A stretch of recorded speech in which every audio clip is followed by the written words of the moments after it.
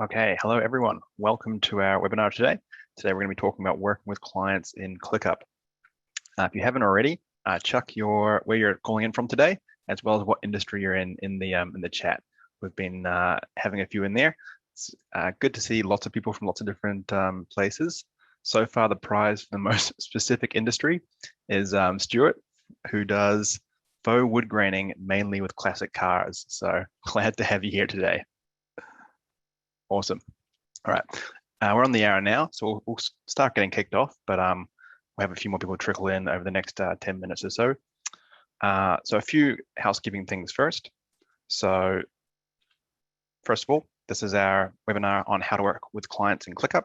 I have a special guest today, Ben Pruwett, who I'll be introducing soon. Also, I'm pretty sure I butchered that name. Apologies, Ben. In your Zoom, there's a few things that it's good to be aware of. So down the bottom, you'll have chat and QA. We'll be taking questions today, and we have a bunch of really awesome ClickUp support staff who'll be answering those questions on the fly. In order to have your question answered, please do put it in the Q&A. We'll use the chat for just general chat things like, putting in where you're calling in from and such, but we won't be answering questions there. If you do have issues with audio or video, you can check your settings over in the bottom left. And there's a few changes you can make if you need to adjust which speaker is being used, etc. Okay, the big question, is this webinar being recorded? The answer is yes, it is being recorded. It will also be emailed to you automatically and available at clickup.com/webinar. Awesome. Okay, now on the agenda for today, this is going to be a discussion format, but I've kind of taken a guess at the things we're probably likely going to be covering. So first of all, a hierarchy for working with clients. Now there's different ones you can do, but I'm going to ask Ben to show us his, and so we have a bit of an idea of an example or a default one. When to invite clients as guests and when not to. That's kind of the two of the bigger ways of working with clients in ClickUp. And then if you're not inviting them as guests, how to go about that. Ben's got some good points on that. And then if you are inviting them as guests, how to do that well. At the end, we'll try and leave some time for your questions so that Ben can answer those also. Okay, so with no further ado, I want to introduce Ben Pruwett. So I've known Ben for a little while. He's a fellow consultant, and he's also a fellow Australian. So I think he's currently living in Europe, but he's from the corporate world doing service improvement and business analysis, as well as project management. And he now uses those skills in small to medium businesses to help them be more efficient and effective. Okay, so I'm going to share my video here. Okay, hello everyone, and hello Ben. How are you going today? Hi, Justin. Good morning, Justin. I know it's early for you. Very well, thank you. How are you? Yeah, I'm doing good, other than my crazy hair up here. Okay, so today we're talking about working with clients, and whether you manage clients for projects, services. A bunch of people had some really cool different businesses they're putting in the chat there. Usually it's a big part of the workflow to be working with and communicating with clients. So I'm very glad to be talking about that with you today. So to kind of kick us off, the first question I wanted to ask was, what does it look like for you? What is your business, and how is working with clients important for you? Okay, cool. I'm pretty happy to kick this off. I should probably say, becoming a ClickUp consultant, I spent many hours watching your webinars, Justin, so it's quite a surreal and cool experience to be actually participating in one. I offer a range of services. Some of them are inside ClickUp, so they're ClickUp related, and some of them are not related to ClickUp. So I could be working on something like a really high level strategy document for a business. I could be coaching clients in using and setting up ClickUp. Or I could be down in the nitty gritty, actually creating a solution inside ClickUp for a business, writing the procedural documents and configuring the tasks and everything like that. So I've got quite a range of services there. Sorry, go on. And do you kind of work with clients, like are those services you kind of do for them and then hand them over, or are they mostly kind of interactive throughout the providing the service? They're fairly interactive. So what I've done is I've standardized my my service lifecycle, if you like. So regardless of what service I'm offering, all of my clients will receive the same onboarding experience. They'll be receiving the same feedback and meeting loops, and they'll also receive the same end of contract experience. So that offboarding period where you come to the end of a contract. For example, my onboarding is handled usually just by a single email, and in that email, what they'll receive is a request to complete a questionnaire, a request to create a screen sharing video using something like Loom or even ClickUp. They'll have an opportunity or a link there so that they can book in their first meeting with me. So what I'm doing is I'm front loading the onboarding process with that questionnaire so they can give me all of that business type information. How big is the team? How do they work? It guides them through what are their goals for this experience and what are their priorities. So it saves me loads of time in that initial call because I can do lots of homework up front and we can really dig into the details. Okay, so that sounds I've got awesome. That's standardized and it's run via ClickUp. Yeah, I really want to ask you how you're doing it in ClickUp. I know we're kind of jumping ahead there a little bit. I'm just kind of changing my order in my head actually as I go. Well, don't do that to me. Okay. Well, here, what I would love to see is what would you suggest is kind of like the basic hierarchy for working with clients in ClickUp? So let's say I provide a service to clients. I have lots of different clients. How should I set up my hierarchy? Do you have kind of an example you could show us? I do. Let me share my screen.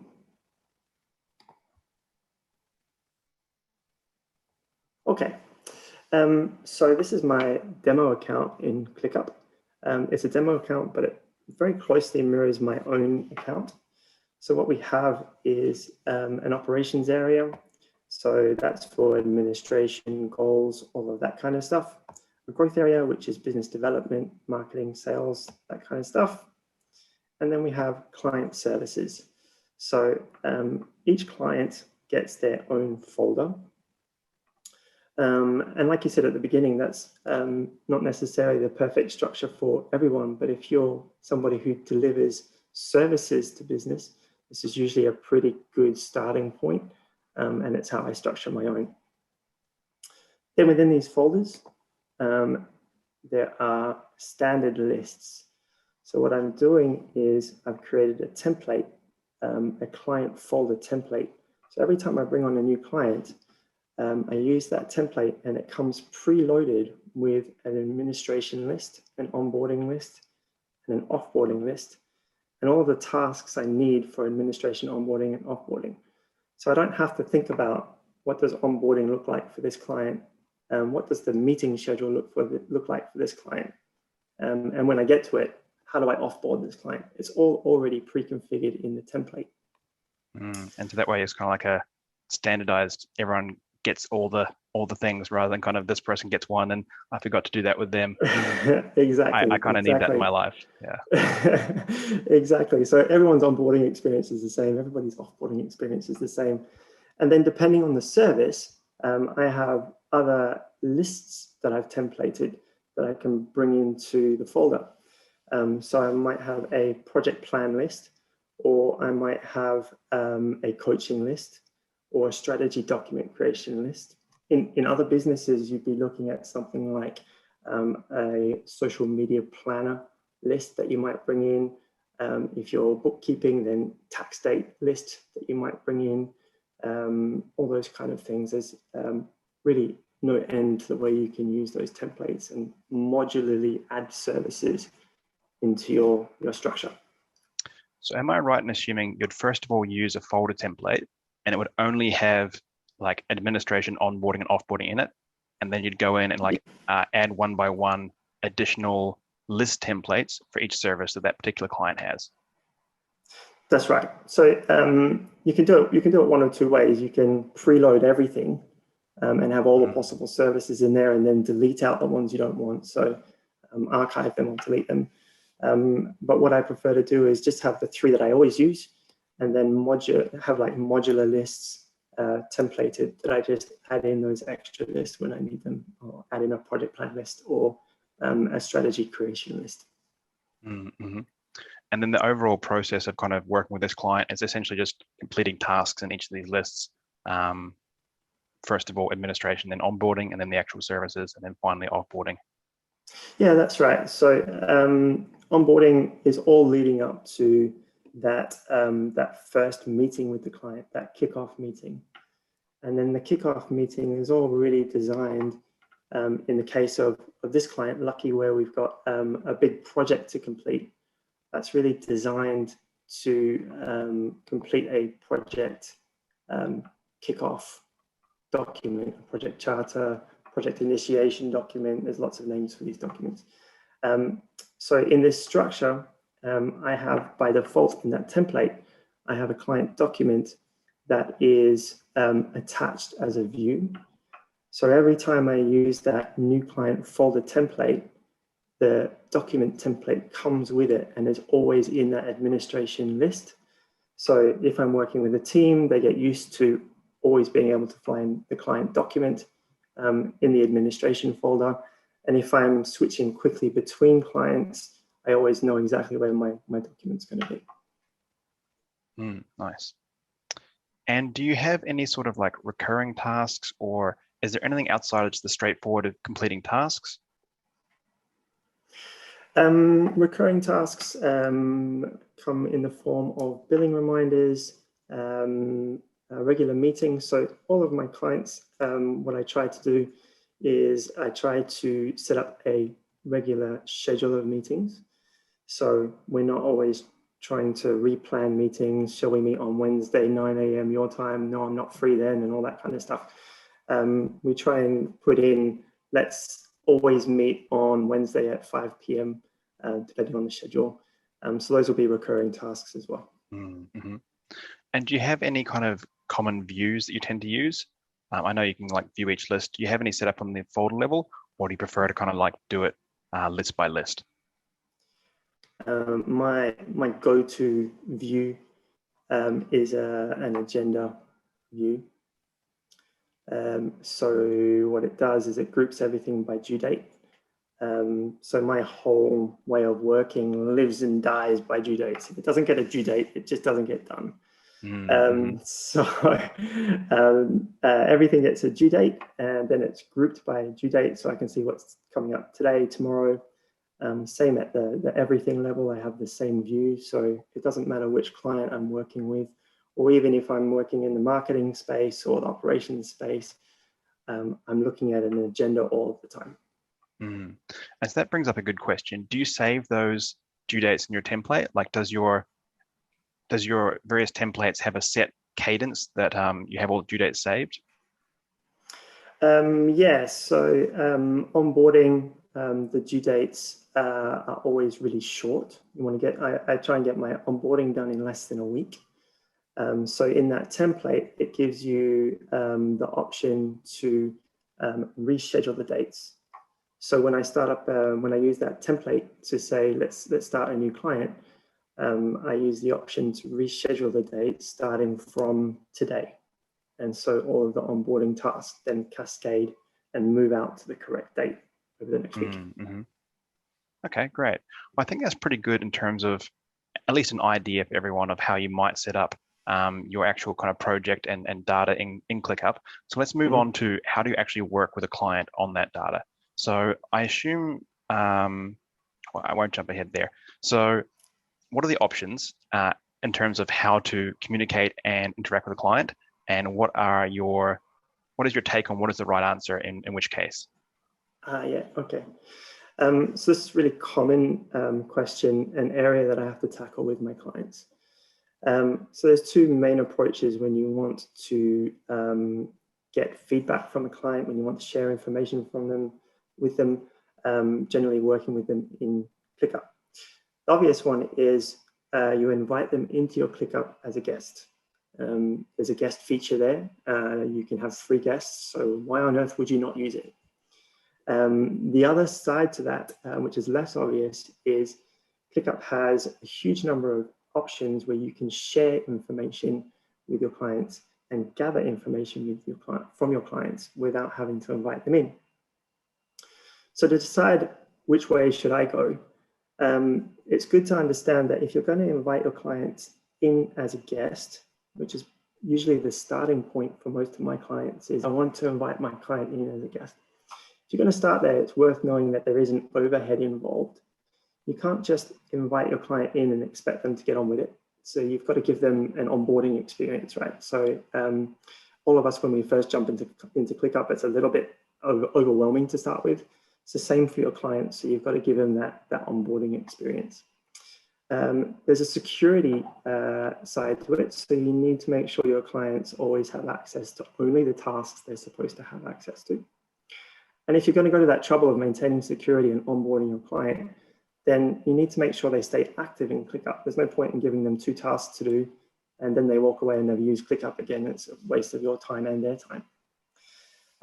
So there's a bit to consider there. So the way I help my clients figure out what's right for them is I ask them 4 main questions. And this usually helps determine which way we're going to go. The questions are, does it fit with your brand and your client expectations? Does it fit with your risk tolerance? And I'll unpack these a little bit in a second. Does your client have time to complete tasks? And are you going to be able to give them enough to do to keep them coming back to ClickUp? So if we unpack those, does it fit with your business and your client expectations? I'll use the example of a low-cost airline. If you're going to book a flight with a low-cost airline, you expect to have to do a little bit of work. You expect to book your ticket, to print the ticket, to check in your own baggage and all of that kind of stuff. If you're going to book your ticket with a luxury airline and you're paying $2,500 for a ticket, in some cases, you're going to get driven to the airport. You're going to get ushered past security and ushered onto business class. If only we could live that life, right? But that's an extreme example, but clients have expectations and your brand has an image. So you need to think, am I going to be able to give my clients work to do, or do they expect me to do it for them? On the risk side of things, when you invite somebody into your system as a guest, you have to plan for accidents to happen. Somebody might accidentally give your client access to an area that they're not supposed to have access to. And if that happens, for some businesses, the worst case scenario is it's a bit embarrassing and it looks a bit unprofessional. But for some businesses, if you're in legal or if you're in health or finance, if a client accidentally sees another client's details, you might be legally obliged to report that to authorities and start an investigation. So that's fairly catastrophic for your business.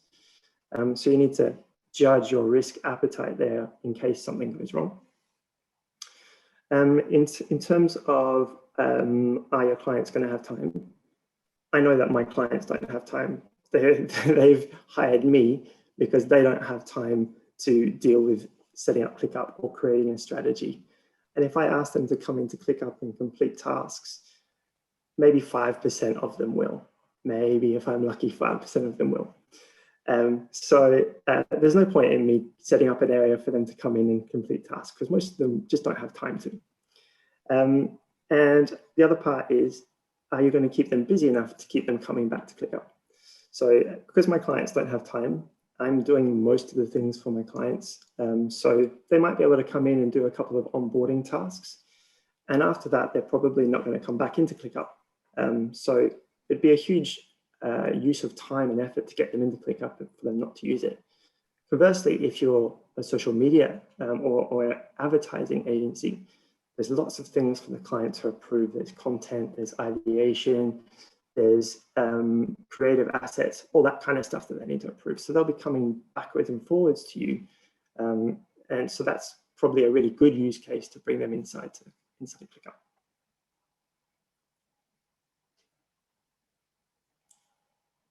Okay, so it's not just me that does that. Yes, yep. Okay, I wanted to dive into what that would look like. So we've kind of got the questions there, which were fantastic. Thank you for those. And kind of deciding, okay, do we want to put the effort into bringing them into as clients and kind of we're okay with that and want to create a good experience, or that's just not an option? Let's go with not an option first. So if maybe that's too risky or there's not enough work for them to do and it's just not worth it, or they're a very fancy client that expects you to kind of give them the white glove service. So we're not going to invite them as clients. What should we do instead? Sure. So in that case, you're using all of the features that ClickUp gives you for sharing information and those kind of things. So let's start with something like a document. So we're going to use Lucky Llama as an example. Lucky Llama has asked me to come in and implement ClickUp for them. So it's a business with 25 team members. They're all using spreadsheets and Google Docs to run their business, and now they're going to start using ClickUp. It's a big lengthy project, so you can relate a big lengthy project to web design, to even sometimes bookkeeping, those kind of things. It doesn't all have to be about ClickUp. We're just using ClickUp because that's what my business is. I bring them in through that initial meeting, that kickoff meeting that I spoke about. And that's all to create this, this project charter document. Any kind of lengthy project usually starts off with a document that kind of looks like this, where you've got problem and goal statements, scope, measurable outcomes, a meeting schedule, maybe stakeholders, all that kind of stuff. This is definitely something that I want my client to keep coming back and looking at. And if I'm not inviting them into ClickUp, I need a way of doing that. So what you can do is you can share a single page. So maybe I don't want them to see all of my meeting notes and my notes that I've written about my sponsors and stuff like that. Maybe I just want them to see this one page. I can do that by sharing a single page. So we've got a share page button here. Here's one that I preloaded earlier, so we don't have to wait for it to load. So you can see it looks quite slick. The planning, the rich formatting comes out nicely. Even the embedded spreadsheet that I've got in there comes out really easy to read and get through. So that looks quite slick from a client perspective. And if I want them to keep coming back to this, I might do something like add it into my email signature regularly. I might add it to the top of my Slack channel with the client so that they can always get to it. Somewhere static and visible so they keep coming back to it. At the same time, if you want them to see this whole document, so we've got quite a nice detailed structure here with lots of icons and team meeting minutes. If you want them to see the entire document, then you've got a share button in the top left here, and we can use that to share the entire document. So we can take a public link. You can even embed the whole thing if you want to into a web page. If you want to get really fancy. And this will share the entire document the way we see it in ClickUp. So you can't edit the document, but you can interact with it. You can browse through it, and you can export it to PDF so that you can print it nicely. Keep in mind that sometimes this will come up with the sidebar collapsed. So for your client to see it, they need to know to click on the extra pages to open this up. So that's a really good way of pushing information to the client, or even keeping them updated if you want to give them regular reports via this method. And so just to confirm, so that was clients can see sure, it, but they can't edit it. And you can kind of share either the whole document or a single page. Cool. Exactly. And sorry, you mentioned the embedded spreadsheet at some point. Could you show us what you're doing there? That seemed interesting. Sure. So this is just a Google Sheet from G Suite. The ClickUp tables are pretty good, but sometimes you need those extra features like conditional formatting and really heavy formulas and all that kind of stuff. So you can't do that in a document. But what you can do is you can set up a spreadsheet or a Google Doc and just embed it inside the document. And it will look pretty much like you would see it in Google Docs, except it's nicely embedded inside your ClickUp document. And that comes through the sharing link. That's awesome. I've never actually done that. That looks really cool. Yeah, Okay, yeah. You great. can So embed that's, that as a view as well. yeah, yep. Okay, so that's awesome. That's how we can kind of share this document with our clients. What about like actual tasks? So say they want to keep track of the progress of the project. Yeah, sure. In my case, we might want to share a roadmap or a project plan with our client. To talk about other industries, you might be wanting to share a social media posting calendar. You might want to share a construction chart if you're into house building or architecture or something like that. There's a whole bunch of user cases on where you would want to share something like this. But what we have is a Gantt chart. Our Gantt chart can be shared using that same share button. And all our Gantt chart is, just to give you a bit of background, is taking this list of tasks and adding them to a Gantt view. And then we literally drag and drop them onto the Gantt view.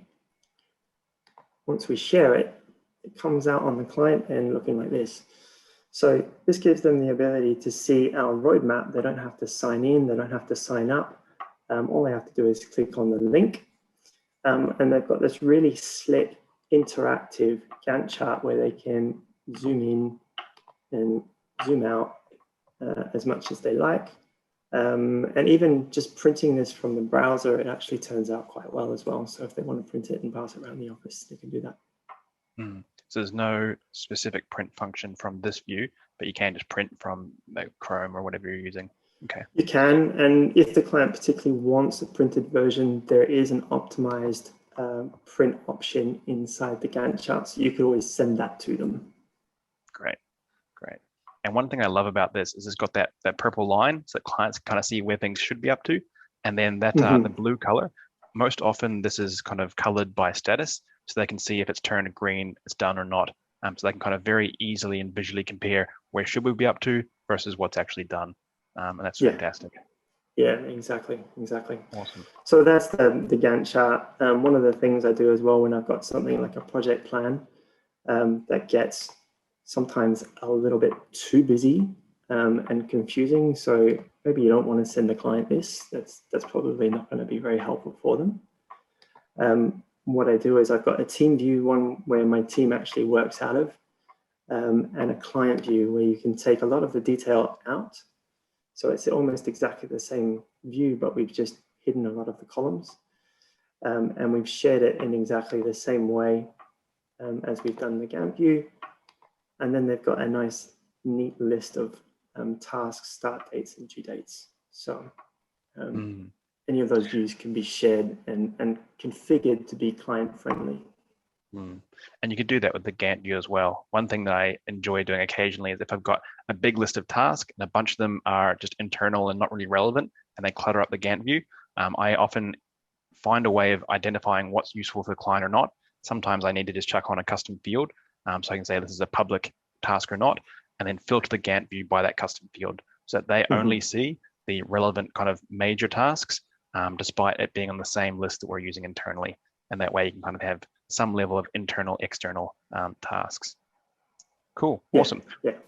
What about if they need to give you feedback, like you're doing something where they kind of need to constantly give you notes on whether or not you're going in the right direction, or how do you get their input? Sure. So gathering information from the client, one of the most powerful ways of doing that is using the forms feature. So forms are just an extra view, so you can go and add a view and a form. So what I've got here is one that's called process discovery. So in this scenario, what we have is Lucky's team is 25 people. They're working off spreadsheets, and now we're going to move them into ClickUp. For me to move them into ClickUp, I need to know what those spreadsheets are. I need to see them. I need to know the context. There's a lot of information that I need to move them into ClickUp. So I could go around to all 25 people and interview them, but that would take me more than 40 hours, and it would cost Lucky a lot of money. So what I can do is I can set up what I've called this process discovery form. And what we're doing is we are setting this to the whole team, and we're saying, hey, we're getting ready to make your life easier. We're going to move from spreadsheets to really easy to manage workflows. We just need your help figuring out what we need to move into there. And then what we're doing is we're using fields, native fields and custom fields, to build out this form. So people can enter in their name, their email, their role, and then some process information. You can think of this in terms of gathering onboarding information, content briefs, client surveys, even support requests. You can use these forms for support requests, which is quite a nice way of setting up support workflows in ClickUp. In this one, I'm gathering process information. What happens is you send this link out to the whole team, and they fill it out. And as they fill out the forms, every form that they complete comes in as a task. So from there, you can activate automations, you can apply templates. There's a lot that you can do with these new tasks that people are submitting. What I've got it doing is I've configured my form so that it puts all of the answers into the description, which makes it really easy for me to copy and paste it into a document when I want to merge some of these answers together, as well as the answers going into the fields. So we've got structured fields, and we can base automation triggers and those kind of things off it. So that's a really powerful way of gathering feedback from a client, whether it be process information or customer survey, or giving them a channel to ask support questions. And then one final feature that I'm using for interacting with clients via ClickUp is you can see that this has got an email attached to it. So what I've done is I've set up an automation for this list where anytime a new form is submitted or a new task is created, in other words, because they have an email field and people are giving me their email addresses, I have the opportunity to set up an automation that automatically emails them and says, hey, thanks very much for submitting your information.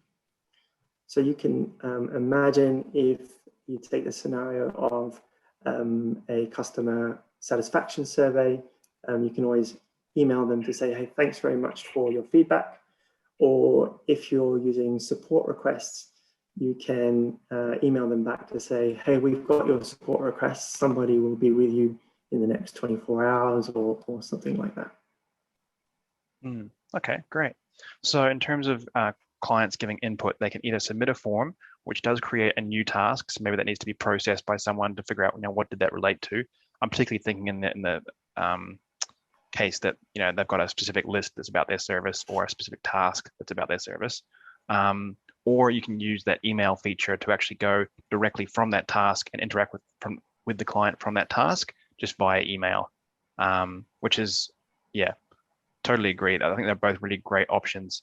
One thing that I've found interesting is if you are perhaps doing like a proofing, like maybe graphic design or something on a task, you can send an email directly from ClickUp to the client saying, hey, here is what I've come up with. What's your notes? What's your feedback? And one thing I wanted to point out there is that it's not very easy to add attachments right now to that email. So it may be necessary to add that a link to that file rather than the file itself. Okay, awesome. That sounds pretty good. Is there anything else you wanted to talk about in terms of keeping clients out of ClickUp? Otherwise, I'm really interested to see what your thoughts are on inviting them in as well.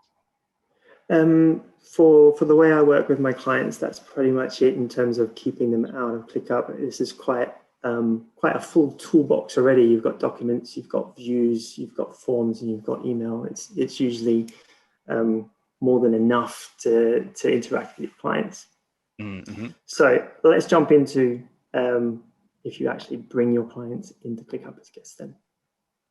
And this might be the case where kind of like I want to do proofing and comments on a specific task to like let the client know how it's going.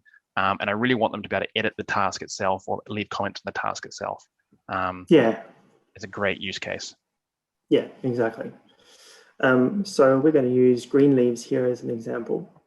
I'm sticking with the same example. So we're doing a ClickUp project. So it's kind of like Lucky Llama's version 2, but in this case, we're going to invite our client in as a guest. So you can see my structure that I'm using here is exactly the same as Lucky Llama's. Nothing has changed. The only thing that's changed is I've got an area here for client tasks and an area here for client meetings. These lists are the only places where I invite a client into my ClickUp. I'm not giving them access to any of my other lists here. The only thing that they're going to see when they log in is client tasks and client meetings. So how does that work on a practical level then? So let's go look at our project plan. So in this scenario, Justin, you quite rightly pointed out, you might be asking for feedback on documents or creative assets. You might have quite a lengthy onboarding experience, and the client needs to participate a lot in those. So when you're setting up a advertising campaign, for example, there's a lot of branding material that you need to collect. There's a lot of tone and all of that kind of stuff that you need to collect. So there's a lot of user cases where you have a series of tasks in ClickUp that you also want your client to participate in. So the way I've set this up, there's lots of ways to set this up. The way I've set this up and regularly do this for my clients is I've got my project plan here, same as we saw before. And what I've done is I've added 2 custom fields here, and they're just checkboxes. So when I have something in my project plan that I need my client to complete for me, that I'm not completing, my client is going to complete it, I just tick the box to say, this is a client task. Same with the meeting. If it's a client meeting, I tick the box to say, this is a client meeting. And what's happening is I've got an automation that kicks off. And the automation says, when I change the custom field, when I tick that box, I'm adding it to a list. So when I tick the box for client task, it adds the task to client tasks. And when I tick the box to client meeting, it adds the task to client meetings. So remember, the only place where my clients have access to my ClickUp is in client tasks and client meetings. And by ticking the box, it's not moving the task. I've created a really nice project plan here. I don't want to break it by moving tasks out of it into my client area. What I'm doing is I'm adding the task to the client area. So if we open up one of these tasks, you can see in the breadcrumbs here that the task still lives in my project plan. That's still its home place, but it's additionally added to the client task space as well. So now my client can see it as well as it being in my project list. So this is making use of making sense so far? List. Yeah. Yeah.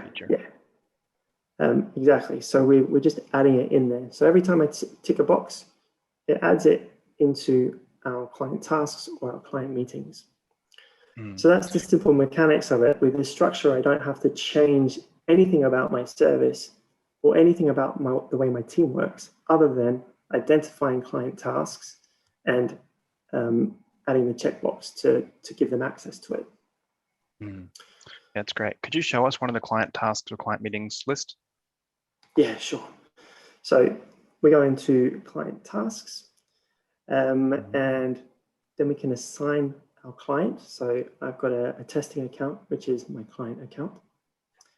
And then I've got this intriguing button here for a client portal, which we'll get to in just a second. And then client meetings. We have anything that's to do with a client meeting comes in here. Again, we've got the client portal button, and I've got a meeting notes. So when my client comes in, they can see my meetings and they can see my meeting notes. So anything that you want to share with your client in terms of meeting notes, you can do that here. So that's what it looks like from my team perspective. More interesting is what it looks like from the client perspective. So if we pop over to my private browser, I'm logged in as my client now. So you can see when you log in as your client, it looks really quite different to what it looks like for me. So that's why there's quite a decent amount of onboarding to do for your client. You can't just share your screen. You really need to take them through their account so they can become familiar with it. Because of the way we've structured this, it's still very simple for them. We've got client tasks and client meetings. So that's pretty obvious what we're doing with those. These are my client tasks, these are client meetings. Then when they click on client tasks, they've got the client portal button here. When they click on that, it's going to take them to a dashboard that I've pre-configured. So that button is just a link, a glorified link that takes us to a dashboard. And can I point out there that that dashboard must be shared with them in order for them to actually get there? Exactly, exactly. So that's part of your onboarding tasks, is you have to give your client access to everything they're going to need. So that includes the lists and the dashboard. In the dashboard, the dashboards, there's not much opportunity to do your own branding. So I've had to get creative. And I've got an amazing branding team that pulled these graphics together for me in very short notice. So they deserve a bit of a plug. If anyone's looking for an amazing branding team, you can contact me via my website and I'll be happy to put you in contact. So what I've got is just images here that help me brand the dashboard. These are just text widgets with images copied in there. There's a space for the client name, an opportunity for them to watch a welcoming video. You can also embed this video directly into the text widget so that they can play the video without having to click on the link. They can play it directly in here. I left it as a link so it takes up less space. And then we're using emojis to kind of point them around the page. So we're pointing them downwards. I've got a list widget here. So what that's doing is it's just looking at client tasks and putting client tasks into the dashboard. Same with the upcoming meetings. That gets put into the dashboard. And then we've got some nice contact information. Here's your success manager. This is their email address. This is how you can book your kickoff meeting if you haven't done that already.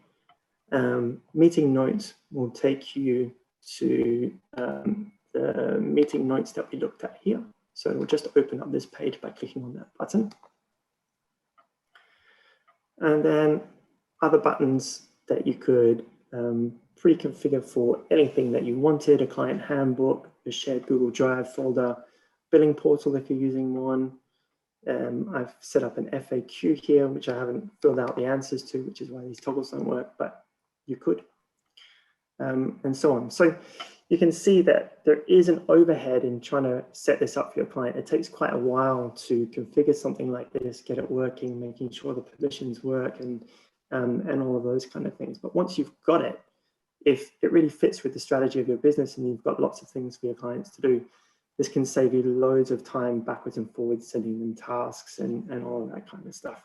It's all right here that they can just interact with it. It's awesome. I think this is one of the nicest client portals I've ever seen on ClickUp, with excellent use of buttons and graphics. This looks amazing. Oh, thank you, Justin. It's a big compliment coming from you. Awesome. Sorry, I was supposed to have another question queued, but I was too mesmerized. I've just been paying attention. So, okay, great. Great. We haven't covered what clients can do in terms of editing ability. For the most part, that's just basic functionality. If anyone wants to look at that, you can go into the guest docs on ClickUp. The basic things are, you can choose if they just comment or if they can fully edit a task, and then based on that, what you want them to do, and just kind of match it to what your needs are. I'm just looking at the time here. We do have 15 minutes, and I did want to get to some viewer questions. So maybe let's go to that. Is there anything else you wanted to kind of cover off on before we go to questions? No, I don't think so. I think those are all of the main points. So I know I didn't go into technical detail on how to do things, but I really didn't have time, and there's plenty of information on the technical detail on how you set these things up. Actually, could you just show on the screen where to get to the ClickUp docs? From the client perspective? Yes, that question mark in the bottom left-hand corner, just so that everyone knows where that is. Should be the same for both clients and for people on the call. The support, yeah, sure. Yeah. So you've got just that little question mark, and then you've got the docs and FAQ, which will take you to the ClickUp support pages, which is very searchable. Yes, that is its best function. Is you can just type in any feature, and you'll get the doc for it. That's great. Yeah. Okay, fantastic. Let's jump to user questions then. So, got one here from Josh. How are you handling support requests from clients and managing them? Sure. Support requests. A lot of my support requests will come through Slack, but for clients that have a heavy support request component to their business, one of the simplest and most elegant solutions is just through that form that I created, that form feature. So you can set up a support request form, and so you can do things like add a drop down to ask the support person what area of support they need. That drop down then can trigger an automation to assign it to the correct person. So let's say you're choosing between a finance question on support, a technical question, and something else. You add those to your drop down, and an automation can direct that support ticket to the correct person. There's lots of things on the form side that are going to be super useful for support. Yeah, and just even the basic statuses, having like a workflow for support requests can be great. So yeah, forms and then the basic default features of ClickUp can create a really nice ticketing system. Typically, the end piece there is how do you communicate back to the client. And now that we have email and ClickUp, that's often pretty good as well. So I had those email automations, they trigger on due dates, on status changes, on so many things that it can really automate your support channels. And I had a question here about asking, could you share the image dimensions, the graphics you used? The image dimensions, off the top of my head, I cannot, because perhaps a better way of phrasing that is, did you just chuck them in and it just kind of worked, or did you have to be really careful about it? I showed my dashboard to my branding team and they went, you gotcha, we can sort that out for you. And they did exactly that. Right, okay, perfect. Okay, awesome. I think that's all the questions we have lined up from the support team. So I might just start going through some random ones. Let me have a look here. Okay, I'm gonna try this one. When I'm working with a client, as keeping track of my waiting list order and triggers. Sorry, I need to parse here. Okay, sorry, Stuart, I'm not quite understanding that, but I think the question is around automation with those email automations. Sure. Shall we have a quick look at the triggers?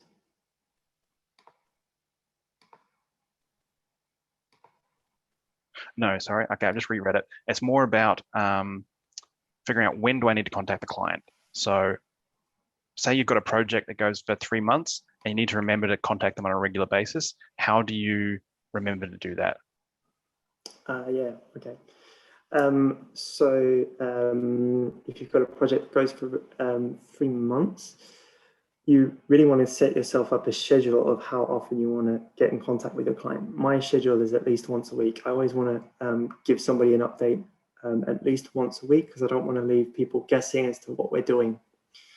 And that's really as simple as in your administration folder in my setup, adding in a recurring task to provide an update. So if I'm working with people outside of ClickUp, we're not working with them as a guest inside ClickUp. Or even if you are, it's still relevant. You set up a task that recurs on the schedule that you want it to with a due date. And it will remind you to give your client that update or check in with your client, whichever you're working with. Yeah, perfect. Okay, and I've got another question here. So someone said they'd seen the time estimate column you're using in some list. They were wondering if you track time, which I think might be specific to individual people's use case, but for you at least specifically, do you use the time tracking? Yeah, absolutely. So I use time tracking and time estimations as well. So in that agenda view that I live and die by, I estimate all of my tasks. So when it's grouped by day, it tells me how much I've got estimated per day. So I can only work so many hours per day. And so if I've assigned myself 30 hours for one day, I can see that by my time estimate. And I also record my time. Sometimes that's specifically for clients that want to know how much time I spent on certain tasks. But more commonly, it's for me to see how long I'm spending on certain clients and in certain areas of my business. Yeah, perfect. Awesome. One tip there is if you put in the time tracked column, you can track time from the front screen, which means every time you want to track time against a task, you don't have to open it up, wait for it to load, then wait for the time button to start. You can just say, I'm working on this task now, and click. So it can save you loads of time. Awesome. Okay, I've got a question here. Is there a way to have an automation that brings back your tasks that are overdue, not done, but the due date has passed? I'm going to preempt the answer there by saying, be careful of not overcommitting to automation. You don't necessarily need automation for everything. Sometimes there are better ways, but I'll let Ben answer. Yeah, so is that if my task is overdue, I want to move the due date to the future? Yeah, I'm not sure what bring back means in this case. It could be see it or potentially, reschedule for the future. So if you just want to see it, this agenda view, I move this into the past. This agenda type view where you're grouping by due date will show you your overdue tasks. It doesn't look like it worked. Did I get that wrong? Yes, today is 14th of May. I think you put it after. So today is the 13th. That's not what I wanted to do. I'm all over the place. Oh, good. There we go. Okay, there we go. So it's overdue. If you're grouping by due date like I am, it will very easily show you. Also, the other thing you can do is you can filter on due date, and you can choose to only show things in the past. So that way you can build a view that's kind of your overdue backlog that you need to sort out. That way you don't need an automation. If you're building an automation that says, if my task is overdue, then move it to a future date, I would be really interested to know what the user case is for that, because I think you're over automating. Yep. Yeah, I think my answer here would be, almost certainly there's a way of creating a view that will give you the information you need to see. Using automations for it would be interesting. Possible, but probably not the best. So yeah, great. Okay, that's currently all the questions I have. If anyone else wants to chuck a few more in, we'll stay on for a couple more minutes, but then we'll wrap up. Okay, question, can clients upload sensitive information? Yes, but obviously there are issues around that in terms of if they upload it, you'll be able to see it. So it can't be something that you're not allowed to see. And it needs to be something your whole team can see. And then you, as Ben mentioned earlier, need to start being very careful about not having one client see other clients' data because it is sensitive. So yes, but be careful. Yeah. And in terms of infrastructure, ClickUp is HIPAA compliant and GDPR compliant, and they've basically ticked all the boxes in terms of the security around ClickUp. So putting sensitive information inside of ClickUp is okay. It's just everything around that about your team being able to see it and the security risk of other clients being able to see it. And I think there's a point there about HIPAA compliance that's predominantly for the enterprise plan. So if you're not an enterprise and need that, just check that out. Okay, I've got a question here. What is under the operations space? I know it wasn't the focus of the webinar today, but people are curious. So this is just my demo account. So in the operations space, there's not much there. But in my own account, operations will include all of my business building activities. So how I'm managing my website, how I'm managing my brand. It will include all of my ClickUp research type activities. So if there's areas of ClickUp that I know that I need to brush up on, I'll put that in there. I have a goals section. I'm slowly working towards building out an OKR solution in ClickUp, but I haven't quite got there. That's why you can see that in operations. So it's pretty much anything that's business, but not related to business development or client services. Awesome. I've got a really great question here that we actually didn't cover. Can clients send messages through the portal, through that portal dashboard you set up? Yes, they can. Once you're in that dashboard, you can set up a chat widget in here. I don't use that very often because I'm a big user of Slack, and most of my clients use Slack as well. So I don't really find the need, but I have worked with clients and we've set up dashboards with chat widgets in there. So it kind of acts like a Slack channel if you're familiar with Slack, or a Microsoft Teams channel. And you can @mention and many of the features that you get in those kind of chat platforms you can do using the chat widget. You can put that in the dashboard. You could also put it in views and client spaces elsewhere as well. And a good thing to note with that is that even if the client can't really edit anything else in the dashboard, they will be able to submit messages to that chat widget. Internally, you won't get notifications for it unless you are watching it. So do be aware of the watching settings on it as well. Yeah. Okay, now we're just about at the end of the webinar here. A couple of questions. I'll just see if we have time to take them. Okay, quick opinion. What do you think makes clients collaborate with you when you're in ClickUp versus staying disengaged? So how do you encourage clients to stay engaged? So I've seen different strategies for that. Having a nice dashboard that's quite interactive is useful. The way you onboard them is really useful as well. So if in the way you deliver your services, you're kind of bringing them in and making them part of the team, that's really useful. So there's lots of industries and businesses where a client has to be part of that approval process. And what I find is that's where the bottleneck is.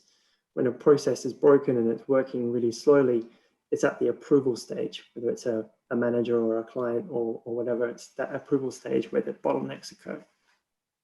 So it's getting that information, that necessity to not be the bottleneck across to the client right at the beginning of the engagement, really setting their expectations early on that our campaign will flow like this, and this is our project plan, and this is your part in it.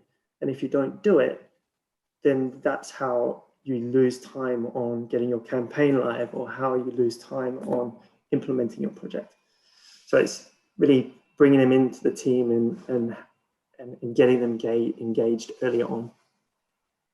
Awesome. And I think we're about out of time there. I did see a really great question from Stuart. We won't get time to answer it. Sorry, Stuart. If you do have any more questions, please do send them through to support@ClickUp. The team there will be able to help you out. Really quickly on Stuart's question, he was asking about what do you do with a client that you can't actually start work on yet? And the typical answer for that is add them to your client list or however you're doing it, however you got it set up on ClickUp. And if it's a task, I have an extra status that's like pending, so that you can have it sitting there, know when it's going to be coming. You can add a due date when you're going to, or a start date when you're going to start that project, and you can enter all your notes in there. So just think about how your process works, and if you can add an extra step at the start for those pending ones. Okay, awesome. That is our webinar for today. I'm just going to stop your sharing there. I do just want to chuck up the contact details for how to contact Ben if you would like to follow up with him. Give me just a second.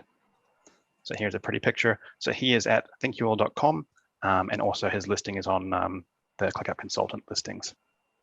So thank you for attending today. Hopefully you've gotten some really good stuff out of that. And thank you, Ben, very much for sharing all of that. Very much my pleasure. Thanks, Justin. Awesome. All right. See you all next time.